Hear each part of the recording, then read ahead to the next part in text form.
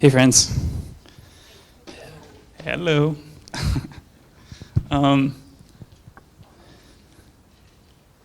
So as I was preparing for the sermon today, a book came to mind, and it just kept on popping in my head. I don't know if any of you have read this book.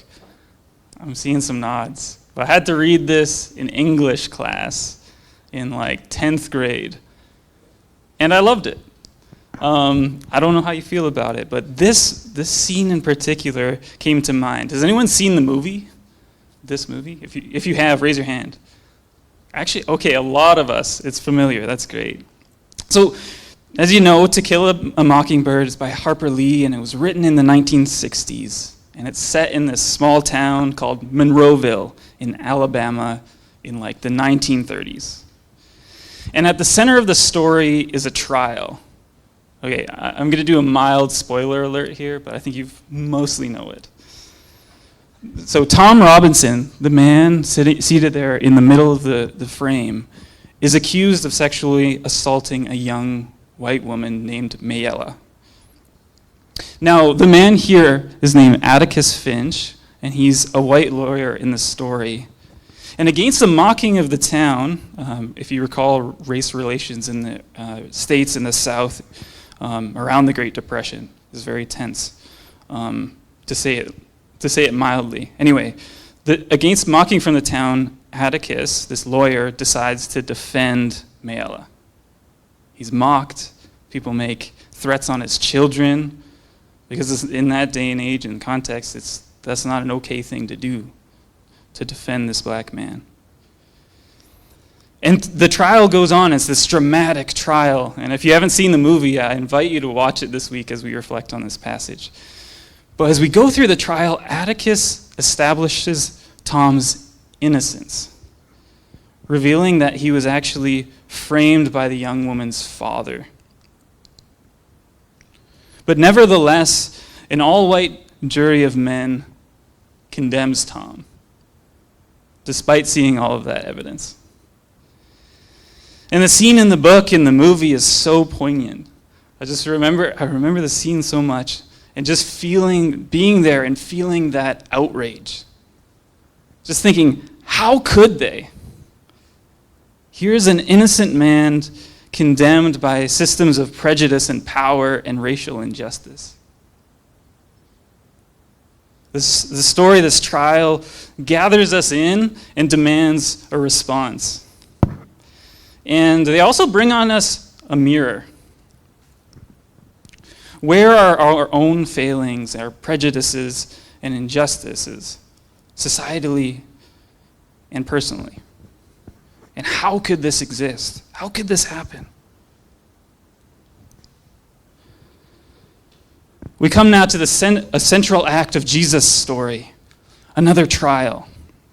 So setting the scene here, we've just seen in the previous passage, Judas, one of the disciples who's been with him nearly his entire time, comes and betrays Jesus with a kiss. Then all the disciples run away, and Jesus is brought to Caiaphas. And then we're told this: the chief priests and the whole Sanhedrin were looking for false evidence against Jesus. So what? So that they could put him to death. We as readers are meant to feel outrage here. It's all a setup. It's unbelievable. Their desire for Jesus' death is inconceivable, in the same way that we see Tom's conviction in To Kill a Mockingbird. Because what has Jesus been about this entire time in the book of Matthew? Jesus has been about healing every disease and sickness. Some examples: a man with leprosy, paralyzed, a bleeding woman. You remember the stories. A man with a withered hand, the blind, a dead girl, a boy with seizures. I could keep on going on. In fact, Matthew summarizes Jesus' work as preaching the gospel of the kingdom and healing every disease and sickness. And never mind his teaching, the beauty of it on forgiveness, just leadership for the poor and marginalized, change and accountability for the ways we harm others, limitless generosity, and that true greatness is humility, and love so deep that it embraces the enemy. So how is it that a man like this that heals everyone and preaches this message is going to be put to death by a false trial? There's another level to the injustices of this trial, if you can even call it that. Maybe you could more accurately call it a lynching. This trial is in the middle of the night, which was an illegal practice and needed to be during the day, but they've just, in the middle of this great Jewish festival, they've scooped him up, they've arrested him here, and it's all a setup. The trial's verdict could only, in that day, legally be pursued a day later. So this is just whipped up in a frenzy, and false witnesses are brought before him. We're told that they were looking for false evidence against Jesus so that they could put him to death. It's crazy that we're told that false witnesses come forward, because this was a serious offense. The law, the Torah, says that if a false witness comes forward in a trial, then you're to do to the false witness as that witness intended to do to the other party. That's from Deuteronomy 19:19. Basically, if you testify falsely, the law says you're supposed to receive that punishment that you've falsely testified against this person. It's unbelievable, the injustice that we see. Now, not finding any congruent testimonies, they simply resort to twisting and misunderstanding Jesus' words. The accusation that finally comes forward, and two people can stand behind it, is that Jesus said, "I am able to destroy the temple of God and rebuild it in 3 days." And if we read the Bible in John 2:19, Jesus says something kind of similar to this, but he's actually speaking poetically about his own body. He says, "Destroy this temple, and I will raise it again in 3 days," referring to his own death and resurrection. So they're just spinning, trying to find anything that sticks, where they say that Jesus is a threat to the temple, to the establishment, that he's a blasphemer, he lies about who he is before God. And so then we're told that the high priest stood up and said to Jesus, "Are you not going to answer? What is this testimony?" But Jesus remained silent. And the high priest said to him, "I charge you under oath by the living God, tell us if you are the Messiah, the Son of God." "You have said so," Jesus replied. "But I say to all of you, from now on you will see the Son of Man sitting at the right hand of the Mighty One and coming on the clouds of heaven." Then the high priest tore his clothes and said, "He has spoken blasphemy as a lie about God. Why do you need any more witnesses? Now you have heard the blasphemy. What do you think?" It doesn't matter what Jesus is going to say. They're going to find him guilty. Jesus is gathering people to himself, and that's creating fear from this Sanhedrin, this Jewish leadership. And they likely would have feared that he would lead people and threaten the Romans who would come and quash them militarily. So there's a political threat that Jesus poses. Not to mention that he's claiming that he's the Son of Man sitting at the right hand of the Mighty One and coming on the clouds of heaven. They see him as this false teacher, this false Messiah, and someone who threatens their religious power as well. And so when the priest asks him, the high priest asks him, "Are you this Messiah, the Son of the living God?" it's really just a trap. In getting any sort of positive answer, the chief priest gets two things. One, a religious justification for his death, and two, a political justification. The first one, he's blasphemed. You can't say you're God. Nobody's God but God. You're a human being. That can't be. Blasphemy is punishable by death. And then the political threat. The Messiah is this king-type figure. And this would have given him the ammunition that he needed to convince Roman officials that he's a political threat, a threat to the empire. And so they have to hand him over to the Romans to be executed.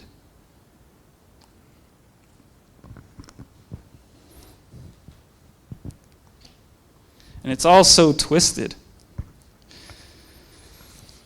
What Jesus says in response to the high priest asking him if you're the Messiah, the Son of God, is kind of cryptic. He says, "You have said so." This kind of indirect affirmation of what the high priest has said. But then he says this, "But I say to you, all of you, from now on you will see the Son of Man sitting at the right hand of the Mighty One and coming on the clouds of heaven."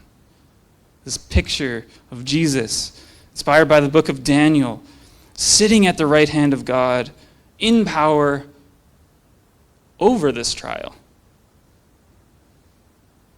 There's this dramatic image of actual worship and power, that Jesus has this statement that he is actually the true judge and the judge of this trial, even though that they don't know it.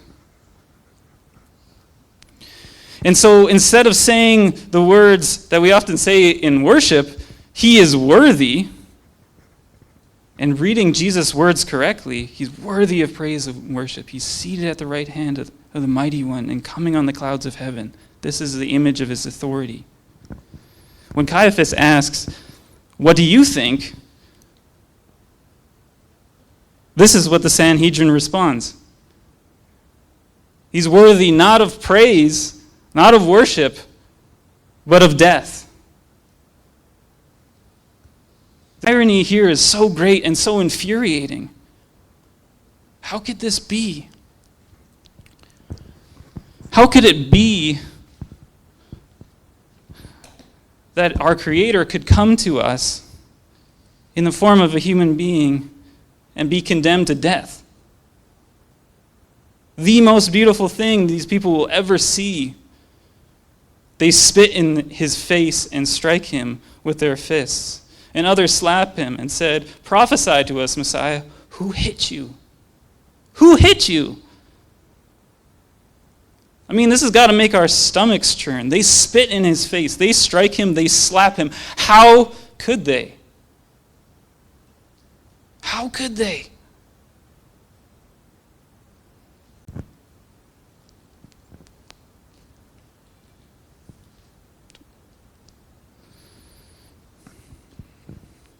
It's a tempting response to sit back and think, that was a thing that happened then. This is an awful thing, but thank goodness in places like where we live, people aren't attacking Jesus or Christians like this violently. But like I said earlier, these great stories aren't meant to be just a window that we look through. They're also meant to be mirrors through which we look at ourselves. You know, Jesus or his followers might not be persecuted so violently in our small corner of the world, and they are in other places of the globe. But I would say that Jesus is widely misunderstood. He's widely misunderstood. We have misconceptions about Jesus. And if we're honest, do we often make false peace with misconceptions about Jesus? That's just what they believe. As long as they're a good person. Certainly we want to listen well and respect people and their different views about Jesus. Absolutely.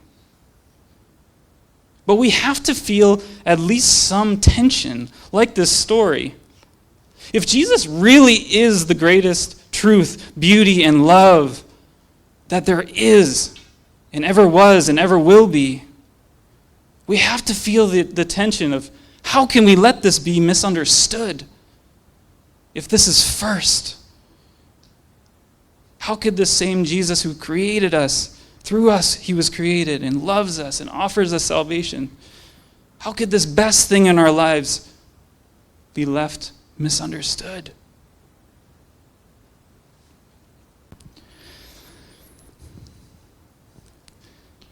I want to invite us into a group discussion. So I'm going to invite us to go into groups of 4 and have a chat about some of these misconceptions that I've written down. I'll just read them off for you, and I wonder how they resonate. I'll give some prompts, but let me just read them. Jesus is a myth people made up to comfort themselves. Jesus is for some people, but he has nothing much to do with me. Jesus was just an ordinary person. I don't think he's God or anything. Following Jesus is dangerous. It leads to harming other people, especially indigenous, queer, Jewish, etc. communities. Following Jesus is the same as having good values. And being Christian is basically being a nice person. Or following Jesus is mainly about getting to heaven. So the prompt I want to invite you into, first, if you could just gather in groups of 4 around you, that would be great. Groups of 4. So if you can go ahead and do that now, and I'll give you the prompts once you're set. So gather in groups of 4. You can let these prompts stew. Feel free to move around if you need to.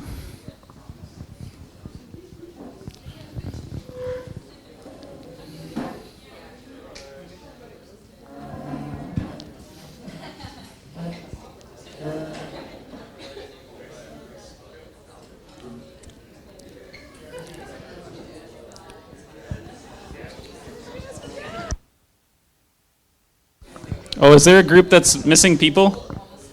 We have 2 more folks. Maybe you could join those 3. Chris and Elam and, yeah. We could do a group of 5? Yeah. Okay. Okay, it seems like we're all set. You guys are good? Yeah, we can do a group of 5 if it's the numbers don't quite work out. Okay.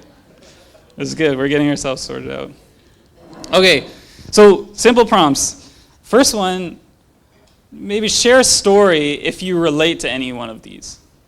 Like if this has come up in your life, or maybe, even if you hold one of these. Share a story of how any one of these have come up. And I want to invite us to reflect on the second prompt. So first one, share a story. Second one, reflect on how you might respond to some of these. Whether you change wording, what you would say to someone if they said something like this to you. And potentially if there's other things that are missing from this list, then, or ways you want to correct it, then feel free to reflect on that. So those 2 prompts, share a story, reflect on these. Okay, last thing, I'll invite you to pick one person in your group that is a volunteer to share back. Just summarize the conversation. So right at the start, if you could pick one person that's willing to share out loud. Okay. Okay, go ahead. I'll give you some time.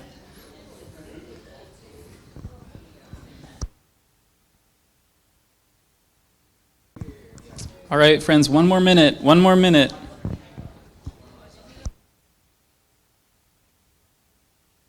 All right, everybody, I'm going to gather you back. And I'm going to gather you back when you're ready. And now is the time for a little bit of anxiety, but healthy anxiety in that someone has to share from your group. I'm going to invite somebody to share. So is anyone ready that has volunteered? They're ready to kind of summarize what you've been talking about and some of the highlights of that. Doesn't have to be much. Doesn't have to be a long thing, but would someone help us out by sharing what happened in your group? What did you talk about? Yeah, okay. Yeah, maybe we'll just go kind of sweep around a little bit. Yeah, we'll probably do, I think, 3 groups or something like that. So some of you will be left off the hook. But Evelyn, over to you. Do you want a mic?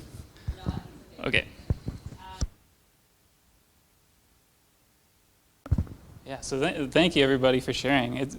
I'm struck at how much deep wrestling there is with all of these points and how much resonance there is. And I just wanted to encourage us that I think that wrestling is the place where we're called to be with people, especially if there's misconceptions, even in our own hearts and with other folks. How do we have dialogue about these things? I think one of the things that's coming up is like these statements create dissonance in us. Like, that's not quite right. And how then do we move into responding and engaging with folks and showing what is actually true and right and beautiful and good? And of course, I mean, when I was in my earlier 20s, I got into watching a lot of YouTube videos of like political commentators and like YouTube shorts and stuff like that. And one of the tropes is like, such so-and-so destroys, like all caps, other insert like political group.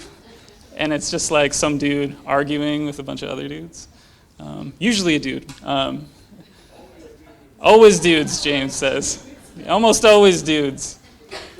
Anyway, what I'm trying to say is, I don't think we're called to be in that space where we're destroying people, but like, what is this conversation? How do we engage with folks that have these misconceptions? And when we feel those tensions, is that a space that we feel called to lean into and say, hey, I actually, you believe that Jesus is just for some people, but I want you to know that Jesus is for you. What does that look like in conversation and practically? That's what I'm thinking about leaning into. Here, let me, oh, goodness, sorry. Okay, so I want to jump back into the story, and we'll keep that in as a rhythm of reflecting on those questions too. But I wanted to shine a spotlight on Peter in this story. So Peter's story, as we're told, he's there in the beginning when Jesus is led to the high priest's court, and he's led to this trial. And the thing that they say about Peter is this. It says, all the disciples deserted Jesus and fled before the trial.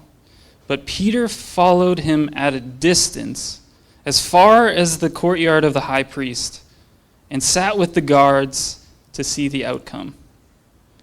I just wanted to lean into this verse and kind of break it down for us, because I resonate with Peter, and I wonder if you do too. The first part is a simple phrase. Peter followed him at a distance. I kind of relate to that, even as what we're talking about. Like Peter, I often struggle with following Jesus only part way.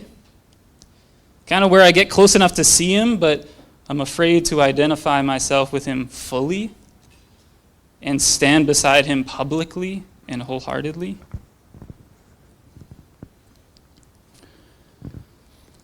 And actually engage in some of the conversations we were just talking about, because I feel afraid.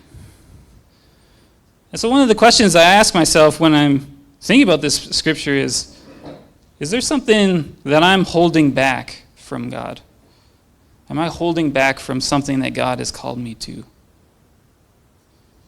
And have I made a peace with that distance from God?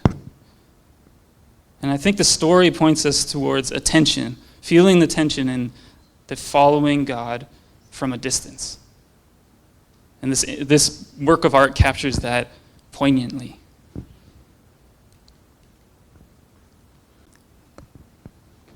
It also says Peter followed him into the courtyards, or as far as the courtyards, and he just wanted to see the outcome. And this phrase also strikes my imagination too. It strikes me how Peter is outside, just looking in on the situation. He's gone far enough where he wants to be close to Jesus, but he hasn't gone that extra step to identifying him in a way that might cost him. There's that drive towards self-preservation here, and that I relate to very much. I often follow Jesus as far as. There's these boundary points where I'm unwilling to cross in following Jesus, but through which I feel Jesus prompting me into. And I wonder for us, what's your as far as when it comes to following Jesus? I wrote down a list of things that have been true for me at one point or another, and I wonder if you relate to them. I'll just read them out. I will follow Jesus as far as where I lose financial independence, where I'll follow him as far as I can until I can't buy what I want and get what I want. I'll follow him as far as, and as long as I don't lose the ability to make my own decisions about how I spend my time. I follow Jesus as far as the boundary point where I need to ask help from someone. I follow Jesus as far as, to the boundary point where I have to have uncomfortable conversations. I follow Jesus only to the point where I have to confess my failings to another person. And I follow Jesus only as far as the point where I have to reckon with my own deep emotions, sadness, grief, and anxiety. And yet, through this story, I feel Jesus calling me closer. I don't want to just follow Jesus as far as. I want to be with him.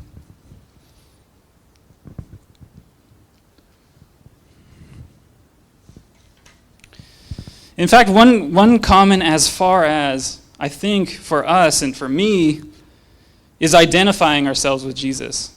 Kind of along the lines of what we were talking about in our discussion earlier. Are there contexts in which we are afraid to speak about Jesus or to identify ourselves as a Christian? I feel some of these. In my family, some of my family are pretty opposed to faith and hold some of those things that we talked about. And so sometimes I hold back from, sharing what I believe and actually inviting them into a further conversation, just like the ones we've been having. But this story challenges me. This story beckons me further.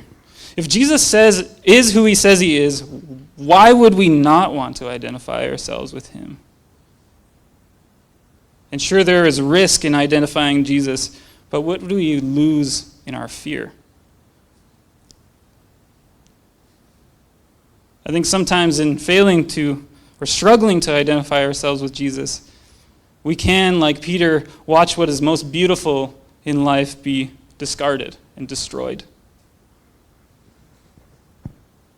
Are there places in your own life where you feel reticent to identify yourself with Jesus that God is inviting you into?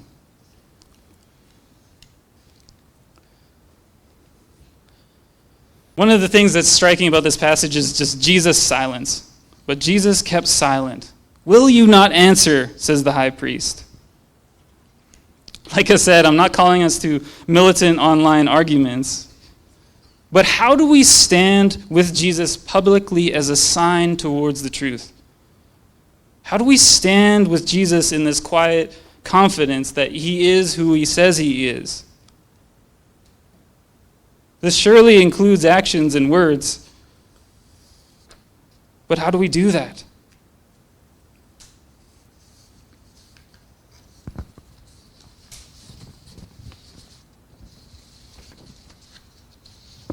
Sorry, I got lost here. One sec. The direction of our spiritual journey is towards this quiet assurance in Jesus.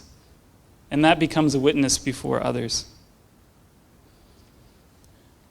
And like Jesus says, "From now on you will see the Son of Man sitting at the right hand of the Mighty One and coming on the clouds of heaven."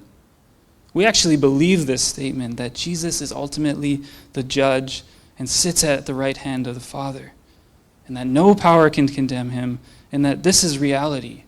And that's why we want to stand with Jesus, and we are unafraid to do so.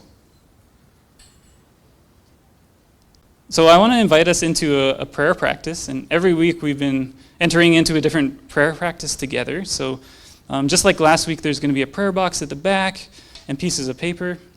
I'm going to invite you to follow some prompts. But I wonder if I can invite Greg to come up and play music for us in the background while we engage in this prayer prompt. And you can even start playing now. Prayer prompt is this. We often find ourselves, like I was saying, like where Peter was, wanting to follow Jesus, but being afraid to commit, being afraid to identify ourselves with him. And we understand those fears, and we don't hate them or repress them or hate ourselves for having them. We understand them, but we don't want to remain there. We want to pray into our fears and resistances to the costly way of following Jesus in order to be led into greater beauty, truth, love, and light in his presence. So concretely, the prayer prompts are up there. I'll invite you to fill in the blanks of either one of these prayers on one of the prayer cards at the back, and you can take a pen and write. But the prayer prompts are as follows. Lord Jesus, I say you are blank, but I live as though you are blank. And then you'd write, God, I believe, but help my unbelief. And then the other one would be, Lord Jesus, I say you are worth all I have, but I follow you until it costs blank.